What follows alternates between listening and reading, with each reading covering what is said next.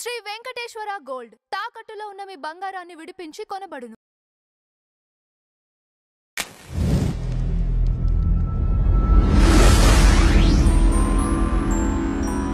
Madam నమస్తే. నమస్తే అండి. Madam Mithun Reddy liquor scam కేసులో అసలు అప్డేట్స్ ఏంటి? తనకి స్పెషల్ పర్మిషన్స్ కూడా అలో చేయటం జరిగింది. మీకు ఉన్న అప్డేట్స్ ఏంటి అసలు ఈ కేసులో? అంటే మిథున్ రెడ్డి గారు చాలా అడిగారు కోర్టును అడగడం. ఒక కొత్త బెడ్ కావాలి, కాట్ కావాలి, తర్వాత 3 పూట్ల ఇంటి భోజనం కావాలి, కాఫీ టీలు కావాలి, ఒక అసిస్టెంట్ కావాలి, తర్వాత రోజు లాయర్స్తో మాట్లాడాలి, వారానికి 4 సార్లు 6 సార్లు ములాఖతులు కావాలి, ఇలా చాలా అడిగాడు ఆయన. అయితే ఆయన సిట్టింగ్ ఎంపీ కాబట్టి నిన్న మిథున్ రెడ్డి గారి గురించి వాళ్ళ నాన్నగారు పెద్దిరెడ్డి గారు ప్రెస్తో మాట్లాడుతున్నప్పుడు 3 సార్లు ఎందుకు ఇస్తారయ్యా, ఓసారి అంటే పర్మిషన్ ఇస్తారు భోజనానికి అన్నారు. సో ఆయనకైతే ప్రత్యేకంగా ఇవ్వడం అయితే ఇస్తారు ఖచ్చితంగా, అందులో సందేహం లేదు. దోమతెర కూడా ఇచ్చారు, అడిగాడు ఆయన. అయితే మీకు ఇక్కడ అడగచ్చు మీరు, మరి చంద్రబాబు నాయుడు గారు అడిగితే కొడాలి నాని కమెంట్ చేశారు కదండి అని. అవును, దోమలు కుడుతున్నాయంటే రంభా ఊరసి వచ్చి ముద్దు పెట్టుకుంటారా, డాన్స్ చేస్తారా ఏదో అడిగాడు ఆయన. సో మరి ఇప్పుడు మిథున్ రెడ్డి గారికి కూడా మరి రంభా ఊరసి వస్తారేమో తెలియదు మనకి. వాళ్ళు రాకుండా ఉండాలని ఆయన దోమతెర అడుగుంటారు, అది ప్రజలు అంటున్నమాట. కాబట్టి వాళ్ళ మిథున్ రెడ్డి గారి దాకా వచ్చేసి మీరు కనుక గమనిస్తే మిథున్ రెడ్డి అరెస్ట్ అవ్వగానే అందరూ బయటకు వచ్చి మాట్లాడారు. అంబటి రాంబాబు మాట్లాడారు, తర్వాత విడుదల రజనీ మాట్లాడింది, పేర్ని నాని మాయమైపోయారు, ఇలా మొత్తం వైసీపీ వాళ్ళ వచ్చి అందరూ కూడా అసలు లిక్కర్ స్కామే లేదు, అసలు ప్రభుత్వమే తీసుకుని నడిపింది, లిక్కర్ స్కామ్ ఏంటి, ప్రైవేట్ వ్యక్తులకి ఇస్తే లిక్కర్ స్కాము అంటే అందరూ ఒకే స్క్రిప్ట్ చదివారు. ఈవెన్ జగన్మోహన్ రెడ్డి గారు కూడా మిథున్ రెడ్డి గారి అరెస్ట్ని ఖండించారు, లిక్కర్ స్కామ్ లేదని చెప్పారు. అన్ఫార్చునేట్లీ ఆయన ఇవాళ మరి యలహంక నుంచి రాలేదు. మామూలుగా మంగళవారం వచ్చి గురువారం ఆయన వెళ్ళిపోతారు యలహంకకి, తాడేపల్లికి మంగళవారం వస్తారు.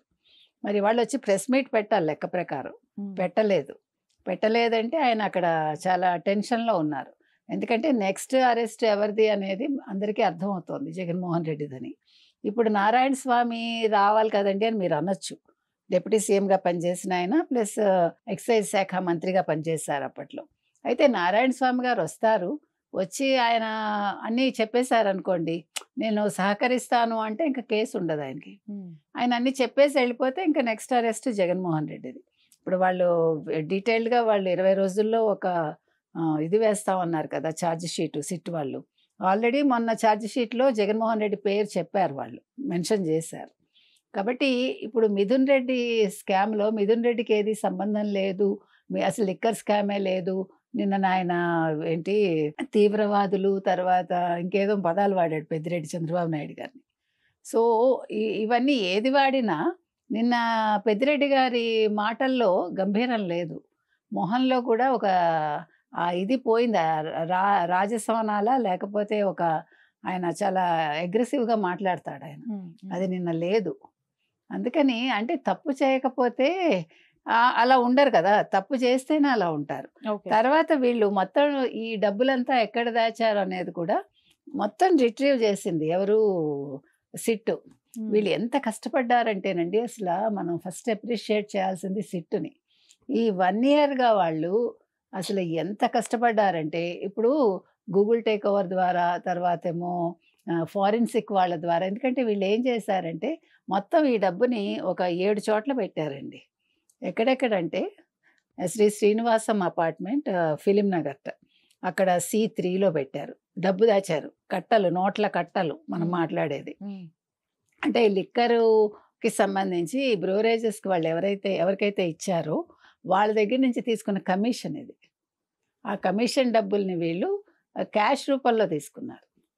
అలాగే వాళ్ళు లిక్కర్ అమ్మకాలు కూడా ఎక్కడ డిజిటల్ చేయలేదు, డిజిటల్ పేమెంట్స్ తీసుకోకుండా క్యాష్ రూపంలో తీసుకున్నారు. దానికి మన నారాయణ స్వామి గారు ఒక ఛానల్కి ఇచ్చిన ఇంటర్వ్యూలో ఏమన్నాడంటే, వాళ్ళు క్యాష్ రూపంలో తీసుకున్న సాయంకాలం అయ్యేసరికి డిజిటల్ రూపంలో చేసేసారండి అన్నాడు. చేయలేదు, మీకు డిజిటల్ పేమెంట్స్ మొత్తం లిక్కర్ అమ్మకాలు తీసుకుంటే 5 ఏళ్లలో 615 కోట్ల ఎంతో ఓన్లీ డిజిటల్ పేమెంట్స్ అయ్యాయి, మిగతాదంతా క్యాష్ అండ్ క్యారీ. కాబట్టి ఇది ఒకటండి. ఇంకొకటి నిర్మితి బంజారా హిల్స్ 302 అనమాట, అది ఫ్లాట్ నెంబర్. తర్వాత ఉమా హిల్ క్రైస్ట్ అపార్ట్మెంట్ 402, ఇది కూడా జూబ్లీ హిల్స్. తర్వాత పడాలాస్ హౌస్ నలందా నగర్ హైదర్గూడ, ఇది ఒకటి. తర్వాత ఎన్సిసి అర్బన్ 1, ఇందులో ఫ్లాట్ నెంబర్ 1603, ఓకే. ఇది నార్సింగిలో ఇది.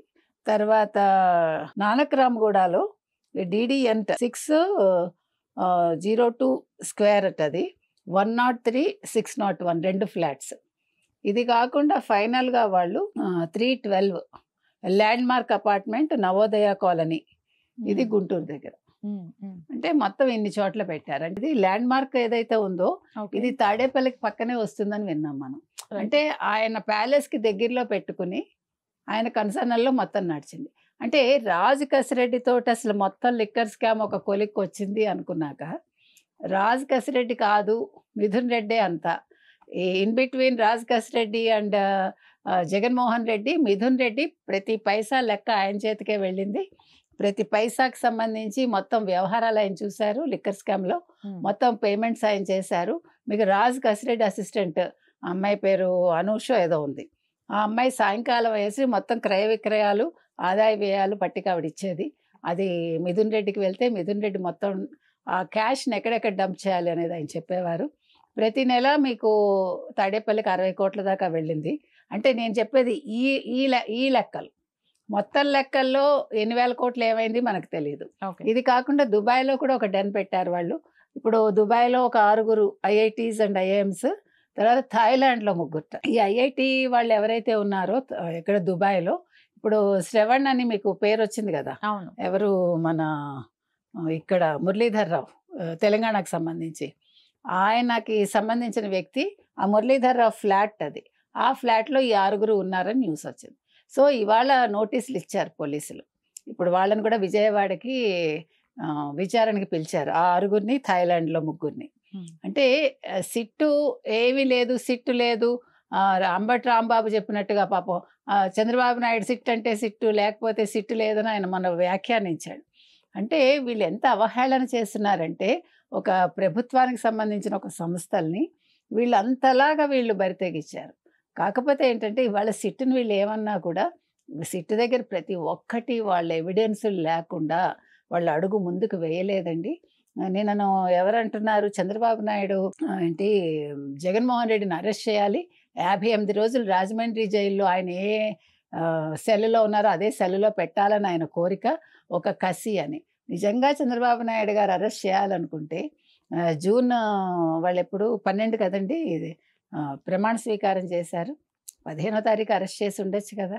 ఇక్కడ అరెస్టులు కాదు ముఖ్యం, ఈ లిక్కర్ స్కామ్ అనేది అసలు చిన్న విషయం కాదు ఇది. అంటే ఇవాళ భారతదేశంలో జరిగిన అతిపెద్ద స్కాముల్లో ఇది ఒకటి. మనం 100 కోట్ల లిక్కర్ స్కామ్కే ఒక ముఖ్యమంత్రి అరెస్ట్ అయ్యాడు, ఒక ఉప ముఖ్యమంత్రి అరెస్ట్ అయ్యారు. ఇక్కడ తెలంగాణలో బీఆర్ఎస్కి సంబంధించి కవిత అరెస్ట్ అయ్యారు.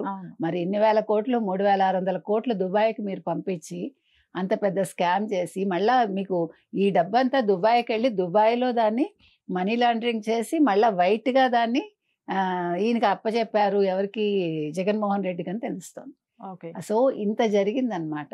అసలు మీరు ఒక్క నిమిషం ఒక సినిమా లాగా దీన్ని ఆలోచించారంటే అసలు ఎక్కడి నుంచి ఎట్లా స్టార్ట్ అయ్యి ఇది ఎలా కుదిరింది, అసలు ఇంత మంచి బ్రాండ్స్ని పక్కన పెట్టేసి ఇన్ని వేల మందిని చంపేసి వాళ్ళ లివర్లు పాడైపోయి వాళ్ళంతా ఆడవాళ్ళంతా పాపం పుస్తలు కూడా అమ్ముకుని వాళ్ళ ఉసురు పోసుకుని ఎక్కడైనా శవం కనిపిస్తే వెళ్ళి పరామర్శించే జగన్మోహన్ రెడ్డి ఇన్ని వేల మంది చచ్చిపోతే వాళ్ళ కుటుంబాలను పరామర్శించకుండా ఎంత దారుణం అండి అది.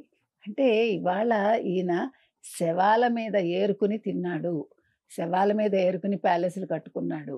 ఇప్పుడు మీకు బెంగళూరు ప్యాలెస్ కూడా యాక్చువల్గా అది షర్మిలది, మీకు తెలుసు కదా.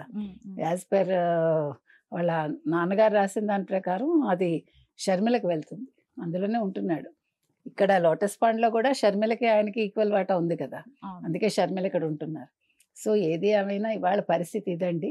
జగన్మోహన్ రెడ్డి అరెస్ట్ అయితే మాత్రం పార్టీ కకావికలం అవుతుంది. ఇప్పుడు చాలామంది అరెస్టులు రెడీగా ఉన్నారు. ఓ పక్క విడుదల రజని, ఓ పక్క ఆడుదాం ఆంధ్రాలో రోజా గారు, అందరూ కూడా. సో అప్పుడు అసలు పార్టీ ఉంటుందా ఊడుతుందా అనేది చూడాలి.